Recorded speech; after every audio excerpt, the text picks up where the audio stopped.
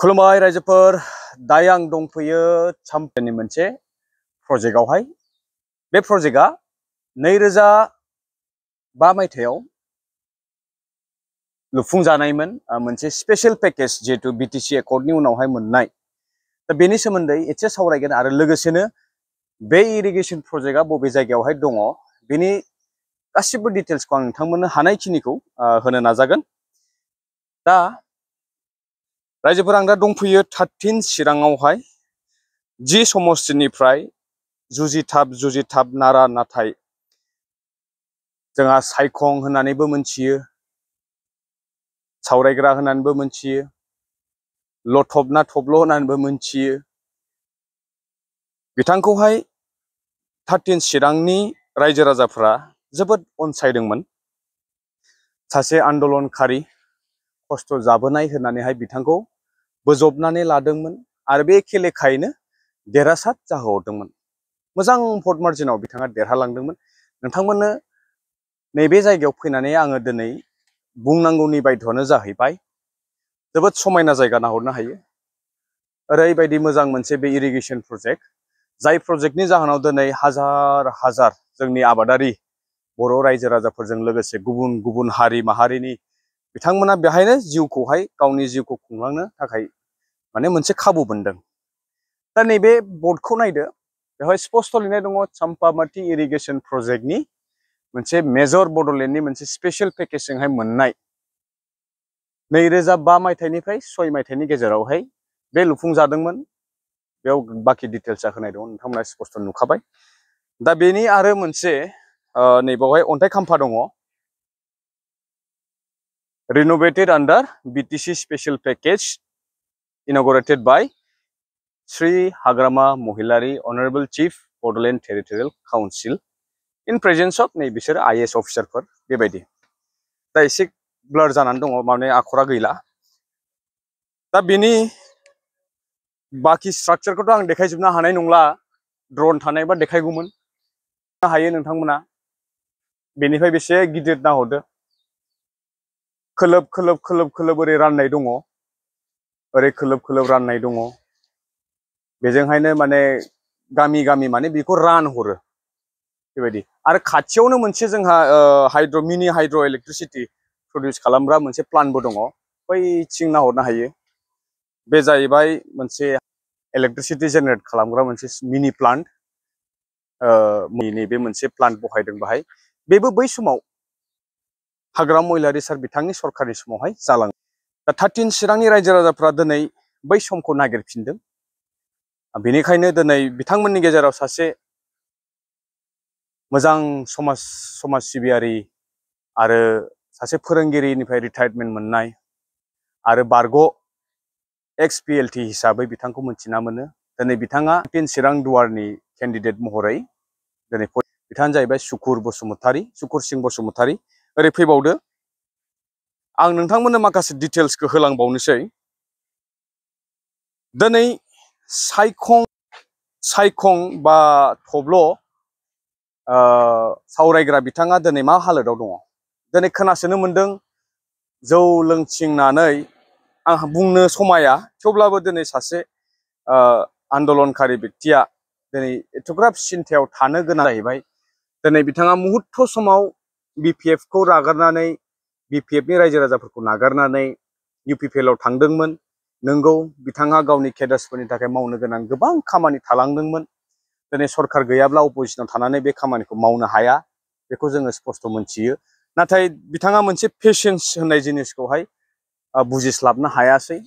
दिनै धैर्य थानायमोनब्ला नै बावैसो बारा सम गैसोलामोन EM मासियाव जनानै 6 मास बा 6 दाननि कार्यकालनि थाखाय EM जानानै दिनै बिथाङा बबे मोनसे प्रजेक्टखौहाय मावफुंनो हागोन, बा बिथाङा दिनै केडारखौ सुफुंहोनो हागोन।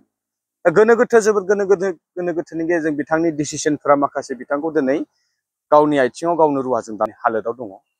दिनै 13 चिरांनि रायजो राजाफ्रा BPF खौहाय नागिरफिननानै दिनै गोदान बिजाथि महरै सायखंनि जायगायावहाय सुकुर सिं बसुमतारीखौ दिनै बोजबना लाखाबाय।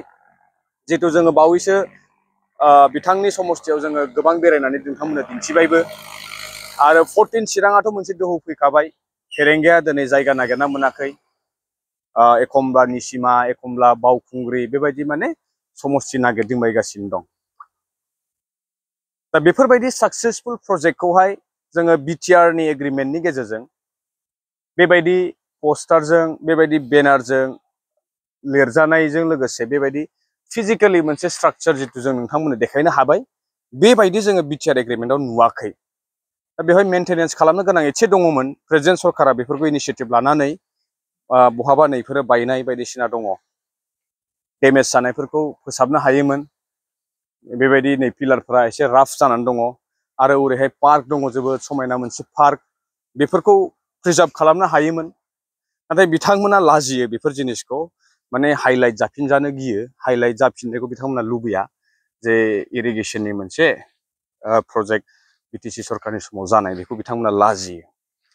नोंथांमोना आं देखायहरनाय नैबे पार्क जोबोद मोजांमोन। बेखौ प्रिजार्भ खालामना लाखिनाय मोनबा बे पार्कआव गथ'फोर बायदिसिना रेस्ट खालामनो थाखाय गेलेफैनो थाखाय दिनै खिन्थु मोसौ गांसो जानायसो जों नुयो। ओरैहाय थाङोबा बथल गोबाय बायदिसिना नुयो दाखोर दाला। आङो हाबथ'ला होनना सानदों जोबोर हाग्रा जाजोबनानै दङ बेफोरबायदि। दा बेनो जों बिदिनो समस्ति वाइसआवहाय हाजासे मा जादों मा जायाखै आरो रायजो राजाफोरनि बिबुंथिखौ लाखिगोन। बिथांमोना सोरखौ बेबार लुगैमारदों जिहेतु जोङो नुखाबाय मैया मुसलपुराव मोनसे गिदिर हिउज मोनसे बोर बिनानैहाय रेलि खालामनाय बै हाबाफारिया जालांबाय। मुसलपुर ब्लकनि आन्दाराव थानाय समस्ति आरो बागानपारा ब्लकनि आन्दाराव थानाय समस्ति रायजो राजाफोरा ओरैबायदि ग्लोब ग्लोब फैनानै अनसायफैदों बोर होफैदों। बेनो फोरमान जे दिनै मदि मेजिक नंला, दिनै मा मेजिक नंला, दिनै हाग्रामा महिलारिजों सोरजिजानाय बिटिसिआव हाग्रामाखौ नांफिनगौ माखासे आद्रा थानाय खामानिखौ मावफुंनो थाखाय होननानै रायजो राजाफोरनि दोहौखौ नुदों। बेनिखायनो आङो नाम दोनदों, टाइटेल दोनदों हाग्रामा मेजिक होननानैहाय। हाग्रामा मेजिकआ दिनै थारैनो मोनसे बिराद गोख्रों दोहौ लाबोदों। बेनो फोरमान आरो बिनिख्रुइ बिराद बुंनांगौ आं सानाखै। जिहेतु दिनै कारापसननि बेलायावबो जोङो नुखाबाय। कारापसनाथ' ओरैबायदि जागासिनो दं। साख्रिनि मुङाव 15 लाख 20 लाख थाखा मोनागौमानि माने साख्रि होला। क्वालिफाइड जासेयावबो इन्टारभिउआव मोजां पार्सेन्टेज मोननानै मेसेयावबो बिथांमोनखौहाय फज'नानै दोनथ'बाय। प्रमद सारजों रायलायनांगोन होननाय बाथ्राफोरानो दिनै रोखा जे बिथांमोना दिनै खुगाजों सोलोजों रायजो राजाफोरखौ थगायनो नाजादों, बन्चित खालामनानै दोनदों। बेनि अनगा बिथांमोनाव आरो एख' गैला। बिथांमोना नों खुगाजोंहाय गोख्रों, बिथांमोननि रायलायनाय, बिथांमोननि फाव, बिथांमोननि एक्टिं जोबोद मोजां। जों बेवहाय जोङो जिर' होननानै बुंनांगोन। बिथांमोनावहाय रायलायनो हानाय गुबुन गुबुन लेंगुवेजफोरावहाय फोसावदिंनायनि केपासिटिया दङ जितु आङो बारम्बार होनबाय थादों। UPPL नि फुल फर्मआ मा, बेनि एब्रिभिएसना मा, पस्टारिं पाब्लिसिटि लिमिटेड होननानै आं अलरेडि बुंखाबाय। दा बेनिखायनो बिराद बांद्राय बुंनो आं सानाखै नैबे भिडिअनि गेजेरजों। बेखिनिखौनो बुंनानै नैबे साम्पाबाति इरिगेसन प्रजेक्टआव दिनै नैबेयाव फैनानै नोंथांमोननो मोनसे क्लिप्सखौ दिन्थिबाय। स्पेशल पेकेजनि जे मावफुंजानाय 2003 मायथाइ एकर्डनि उनाव मोननाय स्पेशल पेकेज रोखा रोखा प्रेक्टिकेलि फोरमान बेफोरबायदि दङमोन। इउनिभार्सिटि, केन्सार इन्स्टिटिउट बायदिसिना दंबावोसो, बेखौथ' नोंथांमोना नुबाय थायो। नाथाय बेफोरबायदि गफा गफानि इरिगेसनफोरखौहाय गोबाङानो मोनथिस'वा। बेनिखायनो जों बेफोरबायदि जायगायावहाय थांनानै नोंथांमोननो रोखा रोखा बे फोरमानखौ होगोन होननानै जोङो आखायाव लाबाय। रायजो नोंथांमोन लोगो मोनसिगोन आरो नेक्स्ट भिडिअआवहाय गोदान मोनसे दाबसे गोदान जायगायावहाय। खुलुमबाय, गोजोनथोंसै।